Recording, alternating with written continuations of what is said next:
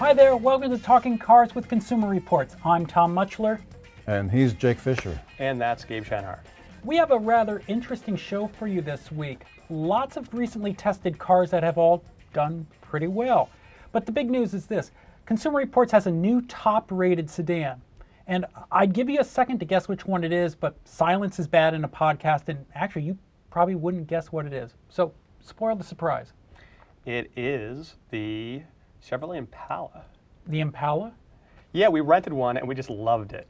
Well, it was a free upgrade. It was a free upgrade. We were going to have a Versa, and then they said, take the Impala. They redesigned the vehicle, and it was just, we've never seen anything like this that improved so much. I mean, the Impala has always been kind of, I think you said it is the car the upgrade you don't want to get at the rental car company. Yep. It was kind of a big car, but didn't really do anything really that well. And the new version of it, well, it's really, there's hardly a thing that it doesn't do well. I mean, it rides well, it's very quiet, it's roomy inside, it's got a huge trunk. The controls are easy. I mean, what a refreshing kind of thing that is, and most contemporary cars, controls have become so complex. So, and it's nice to drive, it's nice to be in. It's a really, if you're brand blind, you're going to love this car. I guess what's really impressive is it shows that GM learned. I mean, we've tested lots of cars on this Epsilon platform. You know, the Malibu is a short wheelbase version. The Malibu doesn't have a big rear seat. The LaCrosse you can't see out of. The Cadillac XTS, also same platform, the ride isn't very good. All that stuff is fixed here. And after the restructuring of GM, there's no such thing as short shrifting the Chevy brand anymore. Thank goodness. You don't have to make it worse intentionally than the Buick or the Oldsmobile or the Pontiac. Right, exactly. Those days are gone. You know, it's interesting too. You don't have the controls. I mean, they're not really. I mean, obviously GM has had some missteps with where they've gone with Cadillac.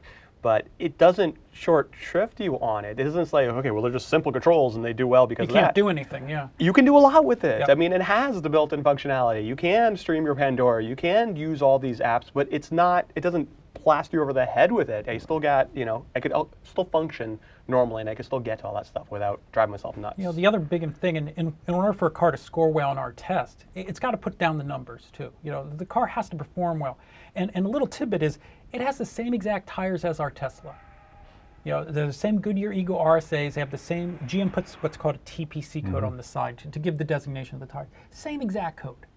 I mean, and the Impala benefits from, or maybe the Tesla benefits from the Impala. Well, they both benefit. So you've got a car that, this is a big car, and both of the cars are actually big. They're fairly heavy vehicles. They stop extremely well. They corner very, very well, do great through avoidance maneuver and on the track.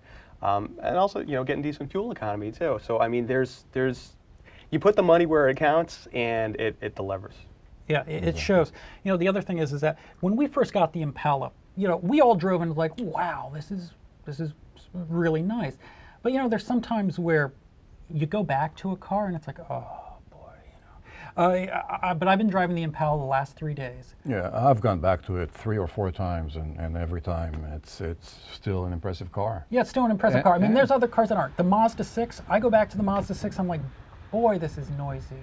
Not only that, another thing I'd say about the Impala is that it gets looks on the street. Yeah, it does. I mean, I went to a hardware store and a bunch of Harley Davidson riders were. Oh, really? Wow. Everybody looked at it. Is this a new Impala? Is this a new Impala? Yeah. Yeah, I mean, it's been so long since people could be proud of owning an Impala, and now they can. Moving on, we got a comment on YouTube, also speaking of Chevys, about our first drive video of the Chevrolet Silverado. This is what Thomas wrote. How much money did you get from GM for doing this review? The things we could answer that. Oh, I'm sorry, you're not done. The things you're talking about are things the Ram Laramie has had since 2009. And you have a review of a GM truck which is brand new and no review from the Ram which is out since November or December 2012. I really liked you, but now I know you get paid for this. First off, Thomas, we like you too. That's important to say. But now we got a review of the Ram. But the Ram is a very impressive truck. I mean, it has coil springs, it rides really well. It feels like actually a really luxury car. I mean, it feels like someone bolted the bed and the cab in that car in a good way, and there's none of that snappiness that you get in a ride of other pickup trucks. The interior is a major upgrade now. The Chrysler Uconnect screen was really user-friendly. It's a nice truck. The only thing is a big step up. It's a luxury truck. I think that really says it's. That's what we all call it, the luxury truck. It's quiet, it's refined, it's really very impressive. And what's really going to be intriguing about that is the diesel coming through that. Yeah, I mean, people have wanted a light-duty diesel in trucks for so long. Yeah. I mean, it's a great truck, and you could get, and we've driven the one with the 8-speed transmission and the 3.6, which is a really nice powertrain. But the only thing is, I'm sure a lot of people want to rush out and buy a Ram because it's so nice. It's like, maybe you should wait for the diesel and see how that does. It's been taking a while for them to get the diesel out in the Grand Cherokee, but and in fact, this is why it took a while for us to get to the Ram, is we wanted to wait for that 8-speed. That 8-speed transforms the truck. I mean, it's a wonderful transmission, but we had to wait for it. Yeah, shifts are imperceptible. It just makes that with the engine makes it so effortless. It's just a feeling of abundance of power and no effort. It's wonderful. It really is. The big question is going to be, does the Silverado beat it? We'll see. We'll find out soon enough. Yeah. I mean, I really like the easy gate of the Silverado. That's really slick. Yeah, we're kind of surprised Ram didn't, put an assist in the tailgate. Right. One actually thing that the YouTube commenter notes on it and is clever is when Ram came out in 2009 with that coil spring redesign, they had, the heated steering wheel and all the foo-foo options, and Chevy actually had an ad, saying, real men don't need a heated steering wheel in a truck. And what's in the new Silverado? Apparently, real men need a heated steering wheel. And a lot of USB ports. A lot of those. Yeah. Real men need lots. The new Silverado has a lot of there's a lot of USB. Which is nice. It's really funny because I mean, we've driven some vehicles and it's like, why is there not a USB port in this car? And it's really it became an annoyance. It's like, they're all in the Silverado. They're every one of them, and it's great. I mean, I think as time goes on, people are going to be using them. You're going to have multiple people with multiple devices, and it's a pretty cheap way to add some pretty nice functionality for people. Yep. Next thing is, we just had a month this month of very impressive cars. Next thing we looked at was the Kia Forte. Yes, Kia Forte, another car that you wouldn't associate with the nameplate that this is. Oh, you're right. Really like the Impala. I'm not going to buy an exactly. Impala. I'm not buying a Kia Forte. Right. I mean, in the public perception, this is like, oh, Kia Forte. I mean, come on, this is like a cheap car. But it's another cheap rental. Yeah. It feels like a grown-up car, a really mature, substantial kind of a car. I mean, it rides well. It's pretty quiet, and it's another one of those things. Hyundai and Kia kind of like play this game. Hyundai launches first. They're first in the market with the same platform car. Then Kia comes the Elantra, and refines it. Yeah, the Forte is built on the Elantra platform. It shares its 1.8 liter. Yeah, but just exactly what Gabe said. It's like that's what Kia has become. It's like Hyundai launches these really fine vehicles, and then a few months goes by, and Kia, they work out a few of the bugs, and then Kia comes out and perhaps gets that even a better vehicle, perhaps with a better reliability too. In some cases, we've seen. But Kia and Hyundai, although they have the same corporate parent, they leapfrog each other. There's this internal rivalry that spurs them to do better. And we saw that in our next car, the Hyundai Santa Fe. It is now our top scoring midsize SUV. It has beaten the Toyota Highlander. Yeah, it's an impressive vehicle. No question about it. I mean, it rides well. It handles responsively. It's really slick, quiet, nice, slick powertrain. And gets good fuel economy, the best in class. Yeah, 20 miles per gallon. Usually you get about 18. Right. I mean, the interior is extremely functional. I mean, except the unintuitive access to the third row seat. And controls are easy, and it's a really nice driving car. Yeah, one thing that the Hyundais and the Kias, they seem to do really well is that they put a lot of interior technology into the vehicles, and it works well. It's not like they're just like figuring out how we're going to put the Pandora in there and here's a button up there or something. No, I mean they were able to work it out, and they kind of have this competitive they're ahead of the game, really, when it comes to it. I don't know if they're leaning on LG or they're leaning on Samsung, but they work it out, and it doesn't mean that you need to have like the super expensive version of it. You could get a Forte, or and you could wind up with some really good functionality. But it's also, well. You look at that Santa Fe. Our Santa Fe costs $36,000. It's a stylish car. It's got heated rear seats. It has all sorts of stuff. And you look at what that buys in like a Honda Pilot, and you get this boxy thing that's kind of depressing. You know, Yeah.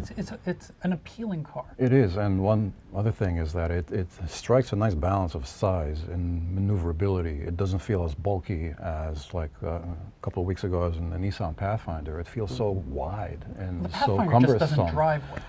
Right, and the Santa Fe, I mean, it's pretty manageable in parking and urban situations. Yeah, it's the same thing for the Kia Sorento, you know, which is the same platform. You know, it's just a really nice size. Hyundai though makes it a little confusing because there's the Santa Fe 3-row, and then there's the Santa Fe Sport, which is the 2-row with the 4-cylinder. So I get a feeling a bunch of people are going to hear what we say here. Santa Fe, any Santa Fe is good. Yeah, that's an important distinction because only the Santa Fe, plain Santa Fe, the long wheelbase 7-passenger Santa Fe is the one that excels, and that comes exclusively with a V6. The Sport is a different kind of car. It's a shorter wheelbase, it's a shorter car. It doesn't have the same functionality in the same room. Still good, but not outstanding. One frustration is that to get a rear camera, you need to load this thing up. You need to get like about $5,000 worth of options. Yeah, the luxury package or whatever package with the navigation, and you still don't get a sunroof, unfortunately. Yeah, there's some odd option structuring. Actually, going back to the Impala, one other thing is, the one shortfall of the Impala is rear visibility. If you buy an Impala and it's a really nice car, get any visibility aid package you can. Blind spot, the rear camera, cross traffic alert, get all that. Or just make sure you're passing everyone and you don't get passed. Well, that's right, if you only go forward. No, that works. That's okay. I like that strategy. Speaking of another Chevrolet, and this one just visited the track for a while, for reasons we'll explain in a bit. The Chevy Spark Evy, another car that we had absolutely no expectations for. Yeah, that was really a surprise, and a pleasant surprise. I mean, the electrification of the Chevy Spark completely transforms that crappy little runabout from a noisy and bumpy kind of a clunky car into something that feels sporty and quick and quiet and effortless and with all the technology inside. And the battery doesn't eat up any space, any of the functionality for rear seat or cargo that you had in the original Spark. Yeah, I mean, it's an amazing packaging feat because it's such a small car to fit the battery in there. But I mean, it has 400 pound-feet of torque. Yeah. It's like an attack poodle. You know, you just, it torque steers like crazy, you know, if you have your foot in it. But Small cars with lots of power, good. They generally we broke are. that story right there. There you have it. More power, more better. Yes. You know, and I guess the shame of it is it's only for sale in California and Oregon. Yeah, I think a lot of people would benefit from it beyond those two states. Yeah, because it's cheap. I mean, the sticker price is $27,000, but you get $8 to $10 grand in incentives. Right. And I think they're leasing. That one's leasing for under $200 a month or something like that. Mm-hmm. They're being realistic, though. I mean, all these dedicated electrics with limited range are only appealing to a certain amount of people, and they're not selling in big numbers. I mean, Do you think they're saturating the market? I don't think there's a whole bunch of market to begin with. Well, it's an artificial market, isn't it? Because of Sure. California, the California mandate. You need to make electric cars to sell other cars in California. Maybe they just need to put the 1.4 turbo into the Spark, and that would be a good time with the stick shift. Oh. That would be a bigger market. Actually, speaking of stick shifts, we got a question from Facebook from Kevin Daly. Why didn't you test the new Ford Focus with manual transmission? You tested 2 models, both with automatic, then downgraded the car because the automatic transmission didn't work well. Well, actually, we did test it with a manual because the innards of that box are a manual transmission. Only the control interface is different. It's a computer that does the clutch for you. I get a sinking feeling that's not what he's getting at. Yeah, the point is the computer's got the problem. And the truth is the manual transmission does transform a lot of vehicles. And if I had my way, we'd test manual transmissions for a lot of vehicles because they do make the cars really enjoyable to drive and can really transform the vehicles in terms of the drivability, the enjoyment, the acceleration, the fuel economy. The issue is that not many people are buying them anymore. No, take rates under 10%. You know, and it's frustrating. 7%. I mean, if I had my way and we had all the money in the world to test everything we want, I mean, we'd absolutely be testing stick shift Mazdas, stick shift Focuses. I want a Fusion with a 1.6 turbo and a stick shift. Probably a very nice car. If they build one, that's not just on paper. I think I've seen one online somewhere. Oh, okay. Yeah. I mean, the thing is that, this question sounds a little bit like, my car would have done better in your test if you had done this. And I mean, the Focus, no matter, we have driven a Focus with the stick shift, and it's fun. It's nice, not just the ST. Yeah. But I mean, the Focus still has a small back seat, still has some wonky controls. And it's even fun to drive in terms of ride and handling, even with a not so good automatic. That's true. I mean, no matter what, it's a very grown-up car. And actually, the SFE version we tested it scores really well. Hopefully they work out the problems with that automatic that you call a manual. Yes. I mean, from working it out so much, I think that they lost the fuel economy gain that was the intention of going with that kind of transmission.